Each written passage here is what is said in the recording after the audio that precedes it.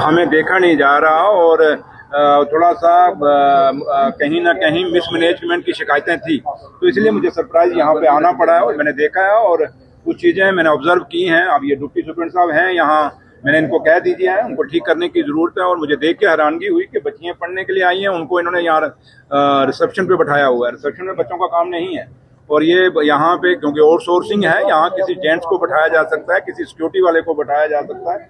ये मेरे ख्याल पहला हॉस्पिटल होगा जहाँ मैंने बच्चियाँ जो पढ़ने आई हैं उनको आपने रिसेप्शन पे बैठाया हुआ है। It's bad luck. और मैंने अभी इनको डायरेक्शन दे दी है कि कल से ये बच्चियाँ नहीं बैठेंगी, सिक्योरिटी वाले बैठेंगे। ये सिक्योरिटी का काम है गाइड करना कि कौन से डॉक्टर साहब कहाँ बैठते हैं, कौन से डॉक्टर साहब। ये बच्चियों का काम था ना, वो माँ बाप ने दूर दराज के इलाकों से यहाँ पढ़ने के लिए भेजी है, ना कि यहाँ गाइड करने के लिए ये या सिक्योरिटी या ट्रैफिक पुलिस वाला काम करने के लिए नहीं भेजा। ये मशीन का बहुत बड़ा एक लैब गवर्नमेंट हॉस्पिटल्स में देखा जा रहा है। गांधीनगर हॉस्पिटल का क्या सिटी स्कैन मशीन जो काफी ज्यादा लैब में देखा जा रहा है कि शालामार हॉस्पिटल में उसको रिसेंटली इंस्टॉल भी किया गया। गांधीनगर हॉस्पिटल का क्या स्टेटस है यहाँ मशीन को लेकर?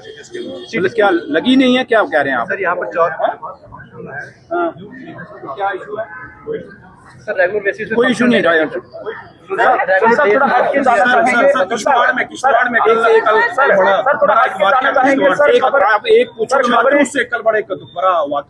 गलत है, गलत हुआ है और वहाँ पुलिस ने एक्शन किया है, एडमिनिस्ट्रेशन ने एक्शन लिया है।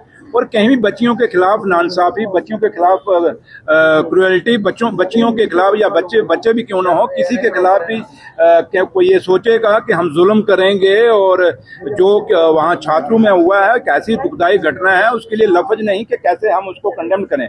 जो हुआ गलत हुआ, लेकिन ये जम्मू कश्मीर की रवायत नहीं है और ना ही जम्मू कश्मीर में कभी हुआ है। लेकिन ये अब चीज़ें हो रही हैं, लेकिन इसको जहाँ तक सरकार का ताल्लुक है, सरकार ये चीज़ें कभी बर्दाश्त नहीं करेगी।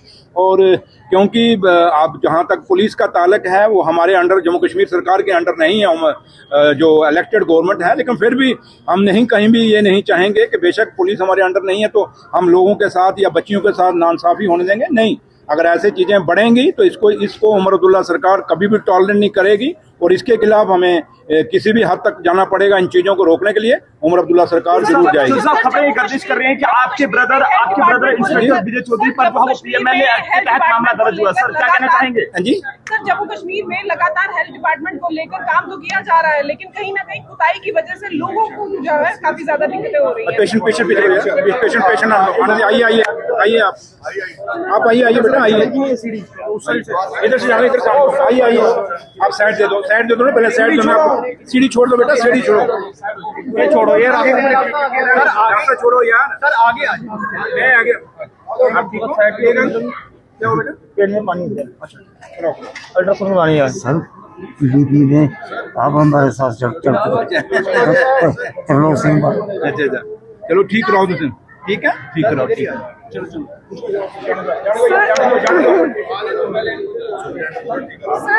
जम्मू कश्मीर में हेल्थ डिपार्टमेंट को लेकर काम जो है वो चल रहा है, लेकिन लोगों की शिकायतें हैं कि काम होने के बावजूद भी जो है जो स्टाफ है उनके साथ अभद्र व्यवहार करता है।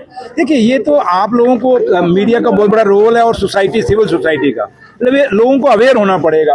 अब डॉक्टर इतने, आप कहें डॉक्टर जो अपना काम है वो कर रहे हैं, हम नहीं कहेंगे कि डॉक्टर नहीं कर रहे, डॉक्टर कर रहे हैं, लेकिन हमें पेशेंस रखना पड़ेगा। और जहाँ थोड़ा सा, जैसे मैंने अभी लोगों को पूछा, मैंने अंदर जाके गया, देखा डॉक्टर देख रहे हैं। अब जैसे मैंने आर्थो वालों को पूछा, 120 बंदे की रोज ओपीडी हो रही है, ये कम ओपीडी नहीं है। और दूसरा, जैसे मैं वो अल्ट्रासाउंड के अंदर में गया, वहाँ कम से कम भी रोज की 70-75 70-75 के लगभग अल्ट्रासाउंड हो रहे हैं। तो इट्स मीन के काम तो होता है, लेकिन अब लोग टॉलरेट नहीं करते, टॉलरेंस नहीं है। लोगों को समझना पड़ेगा कि सरकार की तरफ से जितना भी आप देखें, जब से ये सरकार बनी है, हॉस्पिटलों की साफ सफाई, हॉस्पिटलों की मैनेजमेंट, कितना फर्क पड़ा है मैडम सकीना इट्टू के टाइम में, उमर अब्दुल्ला साहब की क़यादत में। इसलिए ये चीज़ें, अब हम कहें कुछ चीज़ें तो लोगों को खुद समझनी पड़ेंगी कि हमने कैसे डॉक्टर्स के साथ डील करना है, कैसे हमने पैरामेडिकल स्टाफ के साथ डील करना है। तो इसलिए लोगों को भी सब्र रखना पड़ेगा। कह रही है कि आप पंचायत, डीडीसी और यूएलबी के चुनाव करवाने के लिए तैयार नहीं है। हालांकि इलेक्शन कमीशन ने अगस्त के आखिर तक का वक्त दिया था कि सरकार, हमने कब कहा हम तैयार नहीं है? हमने कहा हमें स्टेट दे दीजिए, हमें वो कहते हैं अप्रोप्रिएट टाइम में दे देंगे। अगर हम स्टेट, क्योंकि हम कहते हैं स्टेट बन जाए, उसमें सही मैंने में पंचायतों को एम्पावर, आज हम सरपंच बना दें, डीडीसी बना दें, जैसे पीछे डीडीसी रहे, सरपंच रहे, क्या वहाँ ऑफिसर उनको सुनते थे क्या? हम चाहते हैं रिस्पेक्टफुली इलेक्शन हो। अगर वो चुने जाएं, पीआरआई चुने जाएं, पर उनकी रिस्पेक्ट भी होनी चाहिए। ये नहीं कि जस्ट फॉर फॉर्मेलिटी से।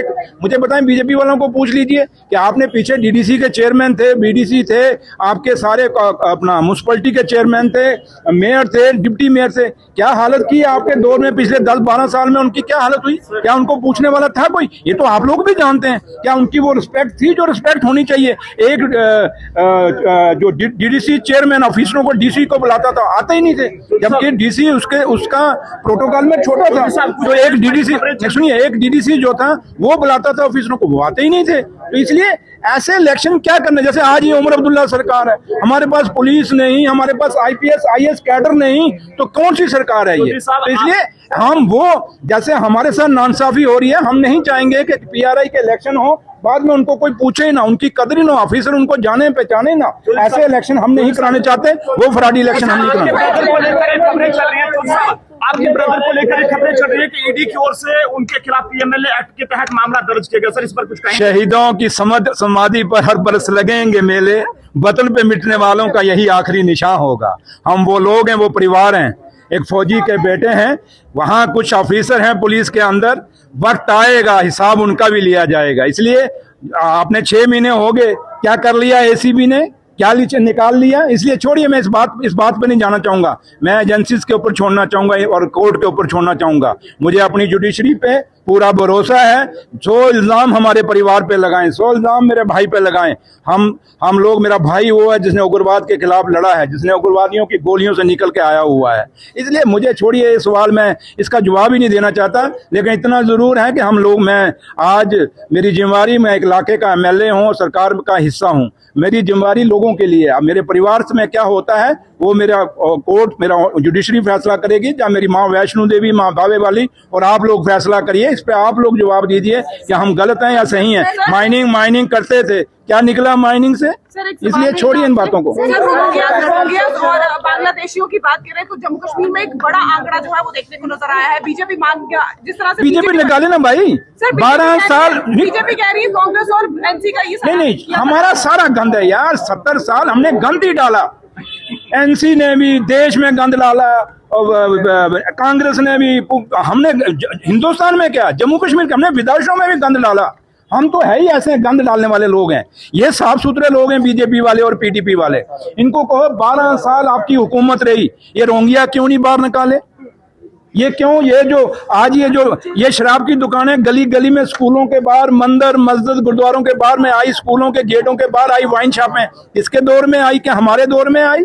इसलिए बीजेपी की बात आप जब करते हैं, जरा उनको पूछ लीजिए। मैंने 15 अगस्त वाले दिन कहा था ना कि हमारी 5 यूनिवर्सिटियां, एक भी यूनिवर्सिटी में हमारा वाइस चांसलर जम्मू का नहीं है, एम्स का डायरेक्टर हमारा नहीं है, हमारा IIM IIT में हमारा कोई नहीं, माता वैष्णो देवी यूनिवर्सिटी में कोई नहीं है। क्या हमारे डॉक्टर, हमारे प्रोफेसर इतने नालायक हैं कि कोई वाइस चांसलर नहीं बन सकता जम्मू से, कोई एम्स का डायरेक्टर नहीं बन सकता? इतने नालायक डॉक्टर और इतने नालायक प्रोफेसर हैं जम्मू के। ये बीजेपी से सवाल क्यों नहीं आप लोग पूछते? हमें तो पूछते हो। उनको पूछिए एक भी वाइस चांसलर किसने लगाना है? वो तो गवर्नमेंट, दिल्ली गवर्नमेंट लगा, हम तो नहीं लगा रहे वाइस चांसलर। एम्स का डायरेक्टर कौन लगा रहा है? दिल्ली लगा रही है ना।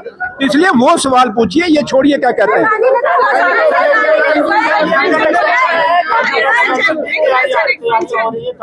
ना आपका नाम है ना इसका नाम है। जो कैबिनेट एक्सपेंशन में सवाल पूछ रहा है, एक भी जर्नलिस्ट का नाम नहीं है। आप उस कैबिनेट में नहीं आने वाले।